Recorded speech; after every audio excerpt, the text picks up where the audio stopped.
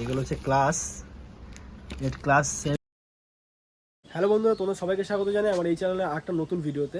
সকালবেলা কিছু ইম্পর্ট্যান্ট জিনিস খুঁজতে গিয়ে কিছু পুরনো স্মৃতি, আবেগ, ভালোবাসা সব জিনিসটাই তোমরা বলতে পারো। তো সেই সমস্ত জিনিসের সাথে দেখা মানে অনেক বছর পর, আর মানে দেখে সত্যি খুবই ভালো লাগছে। আর তোমাদেরও ওটা পুরনো স্মৃতি, ঠিক আছে? তো চলো তোমাদেরকে জিনিসগুলো দেখাই যে কি জিনিস আমি বার করে রেখেছি, ঠিক আছে? দেখাচ্ছি। তো বন্ধুরা, ছোটোবেলাকার কিছু পুরনো স্মৃতি আজকে বার করলাম।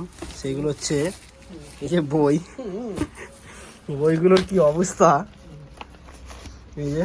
তো আসলে আমি আমার গ্রামার বইটা খুঁজছিলাম, তো খুঁজতে খুঁজতে এই একটা পেয়েছি, ঠিক আছে? টার্গেটের। তোমরা যারা যারা আমাদের 2015 মাধ্যমিক দিয়েছে তারা অবশ্যই জানবে এই বইগুলো আমরা পড়তাম। তো যাই হোক, এগুলো দেখে সেই স্টিকার চেটাতাম। এখানেও ভাইয়ের নাম লেখা আছে। আর এগুলো আমারই বই, মানে ভাই আমার থেকে যেহেতু এক ক্লাসে জুনিয়র, তো ওইগুলো নিত। তারপরে এই যে এবিটিএ টেস্ট পেপার, তো যেহেতু আমার বিকম ছিল তো এইগুলো আমার লাগতো। আর্টস অ্যান্ড কমার্স, এটা আর্টস কমার্সের দুজনের জন্য। আর তাছাড়া এই দেখো ব্যাগ ভর্তি এখানে বই আছে, ঠিক আছে? এইটা এখন শিফট করবো অন্য জায়গাতে, কারণ দেখো কত বই। এগুলো হচ্ছে ক্লাস 7-এর 12 রোল নাম্বার। দেখো কত পড়া, এগুলো সব পড়তাম, কত সুন্দর। সে পুরোনো দিনগুলো পুরো মনে পড়ে যাচ্ছে এগুলো দেখে। এই যে স্টিকার চেটানো, ঠিক আছে? এই কিছুদিন আগে মানে আমার বাড়ির পাশে একটা ভাগ্নি আছে, ও এসেছিল মলার দেওয়ার জন্য। তো তার বইয়েও এরকম স্টিকার চেটাচ্ছি। আর সেই আমাদের ক্লাস 9-10-এর কথা, 7-এর কথা, 6-এর কথা মনে পড়ছে যে আমরাও পড়তাম এগুলো। দেখতে দেখতে এখন কত বড় হয়ে গেলাম। কলেজ শেষ হচ্ছে কত বছর আগে, আর এখন সব কাজে বাজে, কেউ বিয়ে করে নিয়ে এক বাচ্চার বাবা হয়ে গেছে, এরকম ব্যাপার এখন। আর এগুলো এখন সব স্মৃতি হয়ে রয়ে গেছে। তো এগুলো মা অনেক সময় বলে বিক্রি করে দেওয়ার জন্য। তো এগুলো বিক্রি করে দেওয়ার কোনো রকম প্ল্যান আমাদের নেই, ওই জন্য আমি এরকম বস্তা ভরে রেখে দিয়েছি। তবে এই জায়গাটা ভুলভাল জায়গায় রাখা ছিল, কারণ আমাদের এই দিকটা না অতটা ভালো নয়। তো খুব আবর্জনা দেখতে পাচ্ছি দিকটা করে, এখানটা করে রাখা ছিল। আর কখন এই যে উই পোকা ধরে যাচ্ছে না এদিকে দিকে, তো কখন ধরে যায় তাহলে বইগুলো নষ্ট হয়ে যাবে। আর একটা বই তো খুঁজছিলাম, সেটা তো পেলাম না।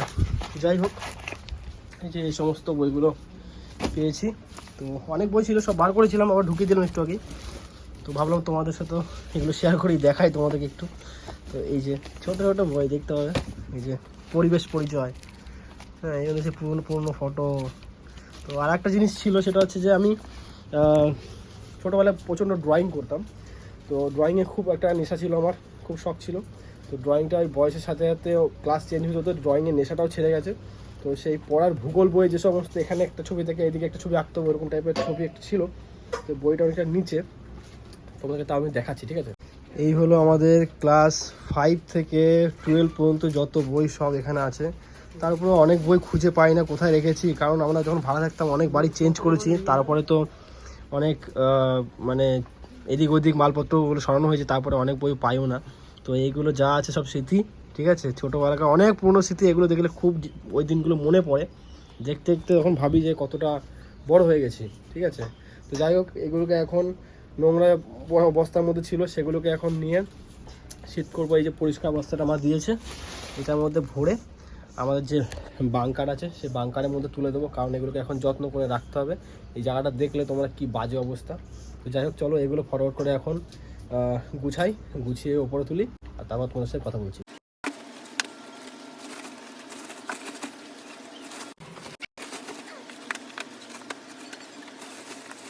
তো একটা জিনিস দেখো, সালটা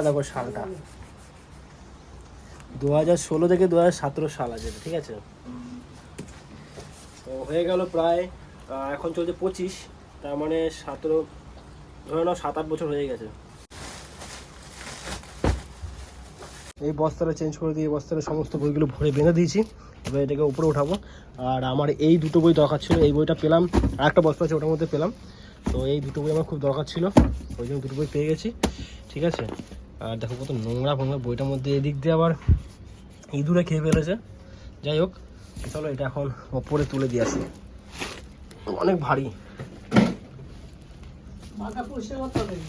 তো এখানে বস্তাটা তুলে দিয়েছি, ঠিক আছে? এখানে পরিষ্কার আছে, এখানে ঠিকঠাকও থাকবে।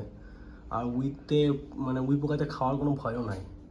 দেখো সকালবেলা থেকে উঠে দেখি বৃষ্টি হয়ে গেছে, ঠিক আছে, চারিদিকে দেখতে পাচ্ছ গাছপালা সব ভিজে আছে। এখন তো তোমরা ওয়েদারটা ঠিক দেখতে পাচ্ছ, তবে এতক্ষণ আগে পুরো অন্ধকার ছিল, এখন বাজছে প্রায় 10টা 10 বাজে। তো 9টা 9:30টার সময় উঠে দেখি যে পুরো অন্ধকার, মনে হচ্ছে না সেই সন্ধ্যা হয়ে গেছে, এমন মেঘ করেছিল। তো যাই হোক এখন অনেকটা মেঘটা কেটে গেছে। আর কিন্তু এই যে দেখতে পাচ্ছ কী অবস্থা, রাস্তার অবস্থা দেখো,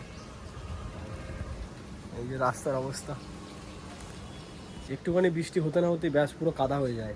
তো যাই হোক এখন আমার ওই মেন কাজগুলো তো সব কমপ্লিট হয়ে গেলো। এখন কিছু খাবো, হাত পাতে অবস্থা দেখছি কী হয়ে গেছে, অনেক নোংরাগুলো লেগেছিলো ওর মধ্যে। তো চলো হাত পা ধুই, দিয়ে কিছু খাওয়া দাওয়া করি।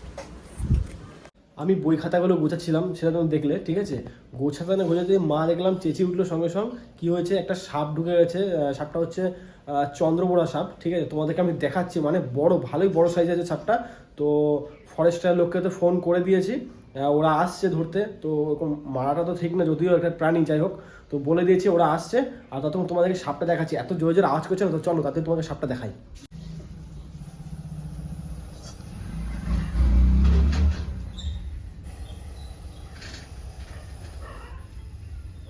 বাবু গেছে? তোমরা টাকা দিলে সেখানে, সেই ইচ্ছে নিয়ে গেল, থানায় নিয়ে গেল।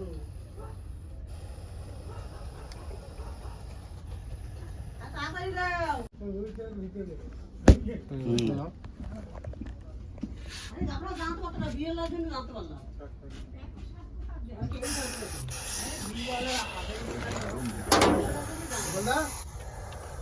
বাইরেই থাকো, বাইরেই থাকো।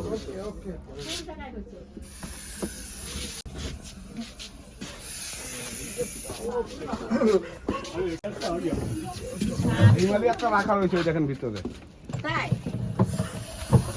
হ্যাঁ তোরা ফোন কর।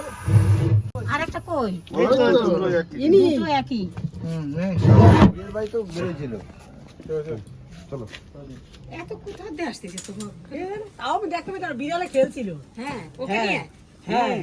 যাই হোক ফাইনালি সাপটাকে ধরে নিয়ে চলে গেছে, কিছুক্ষণ আগে ধরে নিয়ে গেল। আর এই নিয়ে আমাদের বাড়িতে 3 থেকে 4 বার সাপ ঢুকেছে। 2বার তো মানে ধরতেই পারিনি, ঠিক আছে, কোথায় ঢুকে গেছে খুঁজে পাইনি। একবার সামনে এসেছিলো, তো ফরেস্টের লোককে যখন ফোন করেছিলাম তারা আর কি আসতে পারিনি একটা কারণের জন্য, যে কারণে সাপটাকে লাস্ট পর্যন্ত মেরে দিতে হয়েছে। আর 2-3 বার ঢুকেছিল, তারপরে হচ্ছে ওই সাপগুলোকে ফরেস্টের থেকে নিয়ে গেছে, এটাকেও তাই নিয়ে গেল। এই সাপটাকে কিন্তু প্রথমে দেখেছে আমাদের বাড়ির বিড়ালটা, তারপরে দেখেছে মা, দিয়ে যে দেখলো, তারপরে সঙ্গে সঙ্গে আমি ফরেস্টার লোককে ফোন করলাম, দিয়ে তারপর ওনারা আসলো, দিয়ে ধরে তারপর নিয়ে গেল। তো যাই হোক সাপ তো নিয়ে গেছে, ভয়টাও কেটে গেছে ঘরে ঢোকার, কারণ ওই বারান্দায় ঢুকতে পারছিলাম না ভয়ে। আর বিশেষ করে আমার মা প্রচণ্ড ভয় পায়, তারপরে আমি, ঠিক আছে। তো যাই হোক চলো এই ভিডিওটা এখানে শেষ করছি। ভিডিওটা তোমার কেমন লেগেছে অবশ্যই আমাকে কমেন্ট করে জানিয়ে দিও। আর যারা চ্যানেল নতুন আছে চ্যানেলটাকে সাবস্ক্রাইব করে নিও। তো চলো দেখা হচ্ছে নেক্সট ভিডিওতে।